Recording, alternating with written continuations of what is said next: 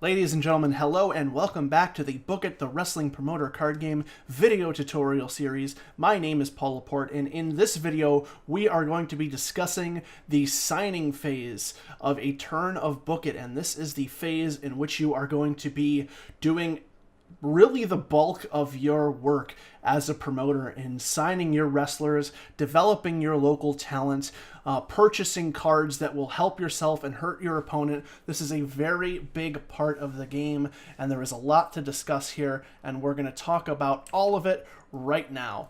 So to start off the signing phase, the first thing the players have to do is to lay out the marketplace of wrestlers. So over here you have the deck of wrestlers. This is the independent marketplace. The talent pool is what this deck is referred to as in the game, and this consists of all of the wrestlers in the game. There are 60 wrestlers in this deck, 15 of each style, so 15 sports entertainers, 15 strong style wrestlers, 15 lucha libre wrestlers, and 15 hardcore wrestlers. So they're all in an even playing field to start off the game. And then you'll just start off by shuffling this deck and then laying out the marketplace of 10 wrestlers. So these are the 10 wrestlers that all the players are going to have to choose from when the game starts. And you can really lay this out in any sort of format or orientation you like. I prefer to kind of lay it out above the board. Some people like laying it below the board. Some like to do 5 on top, 5 on the bottom. Really, it's entirely up to you, whether it's the tabletop simulator version or the print version of Book It. If you're playing at home on your own table, just really lay these out in whatever sort of orientation that is easy to reach for everybody and that everybody will be able to see the cards clearly. So these are the initial 10 wrestlers we have to choose from for our hardcore promotion that is running a show in Philadelphia, Pennsylvania, as we have discussed in the prior couple videos. So our hardcore wrestlers in our promotion are going to get +1 work rate, and additionally they're going to get +2 star power. Now sports entertainers are going to get -1 star power, so we're going to want to avoid them if we can at all in our promotion. So with that in mind, we have the marketplace of wrestlers here that has been laid out. And then again, starting with the first player, whether that's you or somebody else, players will take turns selecting from this marketplace and then drawing wrestlers to replace the ones that have been signed.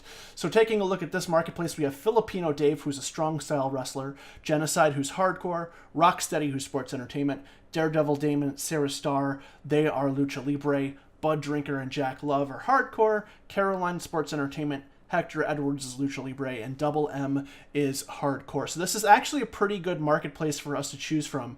We have 4 hardcore wrestlers to pick.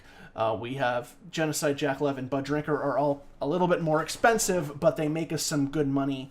And then Double M, who is more cost effective, but really doesn't make us all that much, except for the fact that we're in Philadelphia. So he will make us a little bit of money. So when you look at these wrestlers and their stats, especially the hardcore wrestlers, you're considering the +1 to their work rate as well as the +2 to their star power when determining whether or not you want to sign them.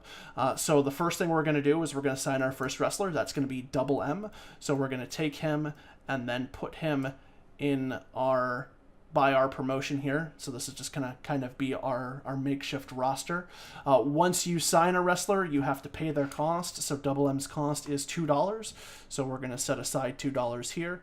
Just put it off to the side in a general bank area. And then he is a part of our promotion now. And as we sign wrestlers, we do have to draw wrestlers from the marketplace to replace them. The marketplace always has 10 wrestlers in it, and those wrestlers are replaced immediately once they are signed. Now, if this were a multiplayer game, then the action would continue around the table. So your opponents would each sign a wrestler of their own and then replace that wrestler with another one from the marketplace. And then once it comes back around, then you would have the option to sign another wrestler. So for the purposes of this game, we're going to go ahead and we are going to pick up Bud Drinker because Bud Drinker's $5. He has 7 star power thanks to Philadelphia and 3 work rate. So that's a pretty good kind of return on investment that we want to consider. So we're going to pull Bud Drinker into our promotion, draw another wrestler, and then replace him. So Katsuo Shuda has now entered the marketplace. Again, once you've selected your wrestler, then play continues around the table, and everyone will take turns selecting theirs, and then it comes back to you for your next choice. Now, in the signing phase, you have more options than just choosing to sign a wrestler from this marketplace up here.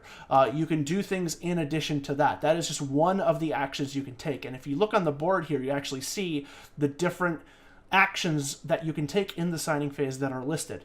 So the first one is sign a wrestler from the marketplace, which we have already discussed. Again, paying the cost of these wrestlers and adding them to your roster. The second option you can do is you can push a jobber. And what that means is that in your deck, you have 6 jobbers to start off with, as we've already discussed. That is your starting roster, these 6 local wrestlers, these jobbers right here. And just taking a look at these jobbers, they are effectively bodies to throw on your show.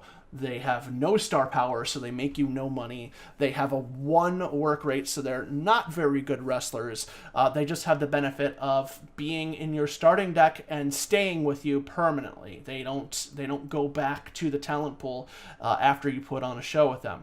However, if you decide to, instead of spending your money on wrestlers from the marketplace or in kind of conjunction with that, you can spend money on actually developing these jobbers and pushing them and making them better at what they do. So for $3, so if we take, we'll take this 5 here, and then we'll take $2 back. For $3, you can push a jobber to a journeyman. So this is, kind of putting him in a little bit more prominent role in your card, on your, in your promotion, just to show that he is kind of getting better. And what you would do is you would take this jobber, set him off to the side, and then instead replace him with a journeyman.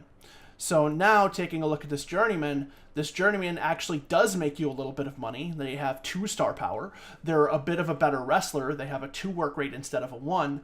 And again, they stay in your deck for the remainder of the game. So it's beneficial to develop your local guys, because the earlier you do so, the more and more money they're going to make you in the long run. So that is another action that you can take when you are in the signing phase. And if you decide to do that, then the marketplace stays how it is, because you didn't sign a wrestler from the marketplace, so then the marketplace would stay the same for the next person, who would then go through and take their turn.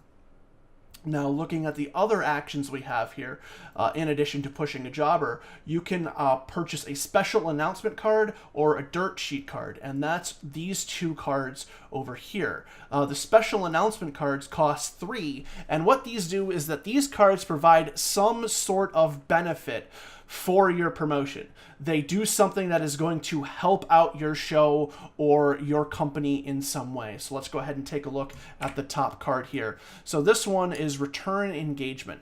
And what Return Engagement does is at the end of the show quality phase, which is basically at the end of the turn, you can choose an independent wrestler that you had on your show, and then instead of returning them to the talent pool up here for the next turn, so they could be shuffled up and potentially come back out in the marketplace, instead of doing that, you can return them to your roster. So they will basically stay in this deck that we are building for another turn. So for example, somebody like Bud Drinker, after we put him on our show, instead of going back to this deck for the next turn, to this talent pool, he can potentially come back and stay on our roster for another turn. So we wouldn't have to pay the cost for him again, and we could get all the benefits of having him on our show one more time. We'll go ahead and take a look at one more special announcement card here. Okay, so cross promotion. So this one is played at the end of the venue phase. So when you're selecting the venue you want for your turn, you play this card and then choose an opponent. That opponent will gain 1 reputation. We'll discuss reputation a little bit later, but you gain $10. So it's the idea that, hey, you're kind of helping each other out with promoting the show in an effort to make a little bit more money for yourself. You don't mind giving your opponent a little bit of reputation. So these are the kind of cards that are in the special announcement deck, and you're, of course, free to look through the deck totally to see all of the cards and how many there are each of in the deck. So you can do that before you play your first game, or you can play your first game without knowing what these cards are and then kind of be surprised and find out about them as the game goes along. Now, the polar opposite of these special announcement cards, these nefarious black-backed cards, are the dirt sheet cards. And these cards are less expensive. Whoops. There we go. These cards are less expensive than the special announcement cards. Instead of costing 3, they only cost 2. But what dirt sheet cards do is they affect your opponent's promotions negatively. So you will get one of these cards and then you will play them on your opponent's promotions, and then they will have different negative effects for your opponent. So let's go ahead and just take a look at one of these. Okay, so Held Up. So this is done at the end of ticket sales. We'll get into that a little bit later. But basically what this says is that after a person has put on their show, they have to pay the cost of one of their wrestlers twice. So using the example of my promotion, if somebody played this on me when I was setting up my show, somebody says, hey, after you've put on your show, Bud Drinker decides he wants another $5, or he's going to walk away and not participate in his match. So you're going to be forced to either pay another $5 or lose that match that you have already arranged on your show, which obviously can be very detrimental to the quality of your show for that turn. Let's go ahead and take a look at another card here. Not pick up the whole deck. There we go. So this card, Lousy Reputation, is the reason that you may want to choose to stay away from the dirt sheet cards, because we have cards like Held Up, and we'll just take a look at another one for an example. Of course, we pull another one of those. There we go. Or a card like Drowning in Bills, which says when the signing phase is over with, a player has to choose a journeyman on their roster and then turn them back into a jobber. So that would be a bad effect to have played on you, because you've already invested your money in this journeyman, and then he goes back to being a jobber. So you either have to pay the money again to get him back to a journeyman, or he just stays a jobber for the rest of the game. So you have cards like that in here, but also in this deck you have the Lousy Reputation card, and there are a number of those in this deck. And what it says is that if you do draw this card when you buy a dirt sheet, you play it immediately and you lose 1 reputation. Basically, this represents the idea that if you are being a sneaky, conniving, underhanded promoter, word's going to get around eventually, and your reputation is going to take a hit as a result of that. Considering the fact that reputation is what you need to win the game, and we'll discuss that once we get to the show quality phase, this can be a very, very dangerous and detrimental penalty. So that is a reason that you may not want to try and get too many of these dirt sheet cards. That's definitely something you'll want to consider.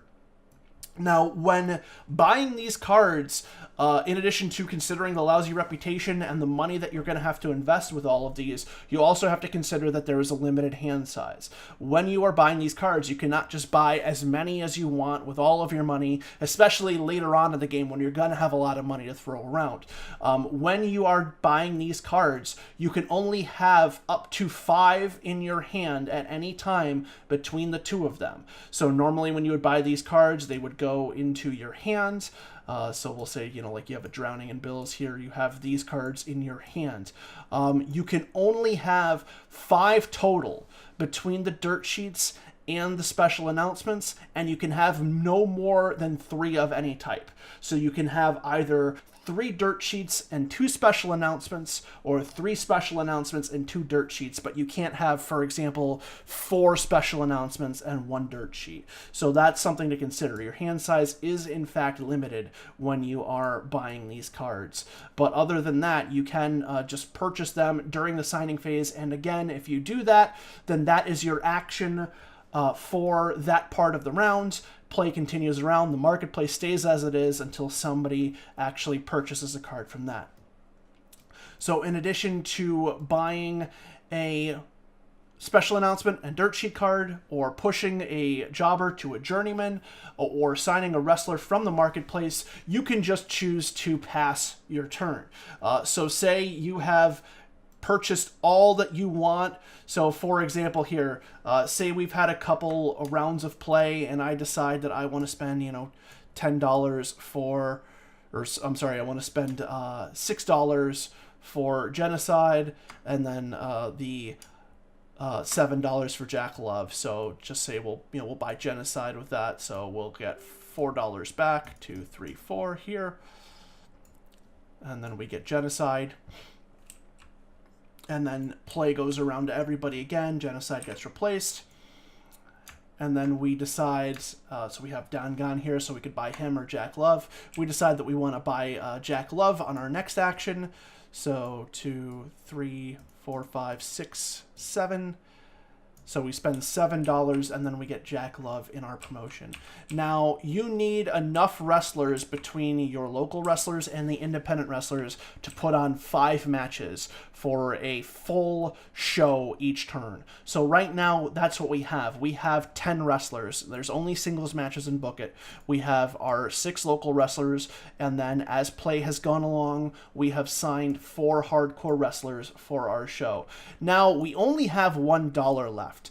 We can't do anything with this dollar, really. So what we're going to do when play comes around to us again, so this person signs a wrestler, and then someone here, this comes back to us, and it's our turn to take an action again on the signing phase.